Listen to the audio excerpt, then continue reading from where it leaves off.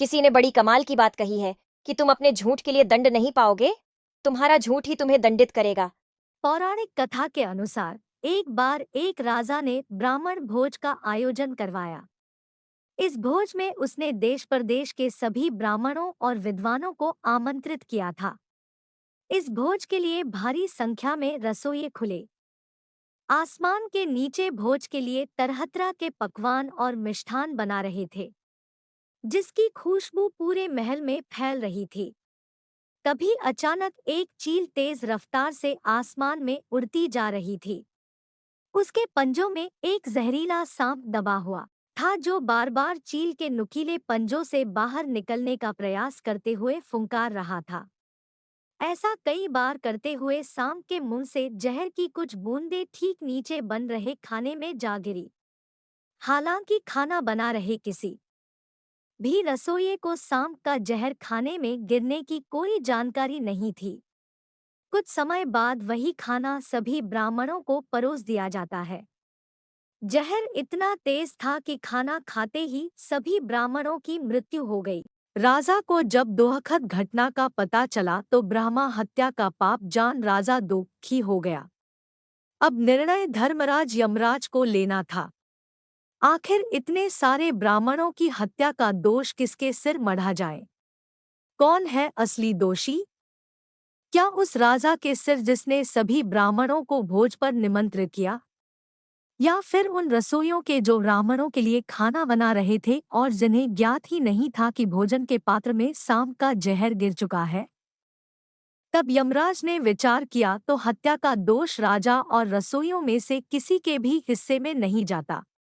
अब बचे सांप और वो चील जो सांप को अपना भोजन बनाने के लिए इतनी मेहनत कर रही थी।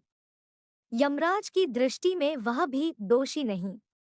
अब बचा वह जहरीला सांप जो चील के पंजों से बचने के लिए बार बार फुंकार रहा था। उसी फुंकार के साथ जहर की कुछ बूंदें सांप के मुंह से निकलकर खाने में जा गिरी और भोज पर आए ब्राह्मणों की मौत हो गई। तो क्या यमराज की दृष्टि में वह सांप ही असली दोषी है?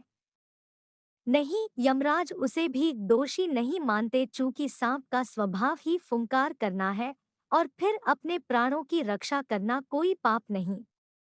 यमराज ने इस विषय को कुछ समय के लिए वहीं रोक दिया। कथा में और आगे ब्राह्मणों की हत्या का दोष किसे लगा, यह जानने के लिए फिर एक दिन कुछ ब्राह्मण देव राजा से भेंट के लिए एक महिला से महल का मार्ग पूछने लगे। महिला ने महल का मार्ग तो बता दिया, लेकिन कहा कि यह राजा ठीक नहीं, अभी कुछ दिन पहले खाने में जहर देकर आप ही के जैसे निर्दोष ब्राह्मणों को मृत्युदंड दे दिया।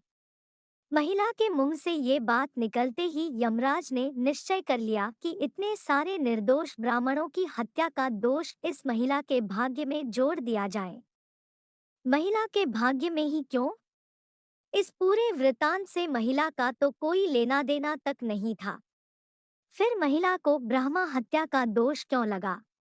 यह प्रश्न यमदूतों ने यमराज से किया। उन मृत ब्राह्मणों की हत्या में उस महिला की कोई भूमिका भी नहीं थी। तब यमराज ने कहा कि भाई देख, जब कोई व्यक्ति पाप करता है तब उसे बड़ा आनंद मिलता है, पर उन मृत ब्राह्मणों की हत्या से ना तो राजा को आनंद मिला, ना ही उस रसोइये को आनंद मिला, ना ही उस सांप को आनंद मिला और ना ही उस चील को आनंद मिला, पर उस पाप कर्म की घटना की बुराई करने के भाव से बयान कर उस पर मन गढ़ंत चर्चा से महिला को जरूर आनंद मिला। इसलिए राजा के उस अनजाने पापकर्म का फल अब इस महिला के खाते में जाएगा। बस इसी घटना के तहत जब भी कोई व्यक्ति जब किसी दूसरे के पाप कर्म का बयान बुरे भाव से बुराई करता है, तब उस व्यक्ति के पापों का हिस्सा उस बुराई करने वाले के खाते में भी डाल दिया जाता है।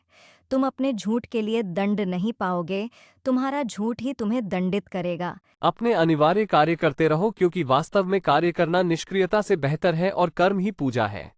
अक्सर हम जीवन में सोचते हैं कि हमने जीवन में ऐसा कोई पाप नहीं किया, फिर भी हमारे जीवन में इतने कष्ट क्यों? ये कष्ट और कहीं से नहीं, लोगों की बुराई करने के कारण उनके पाप कर्मों से आए होते हैं, जो बुराई करते ही हमारे खाते में ट्रांसफर हो जाते हैं।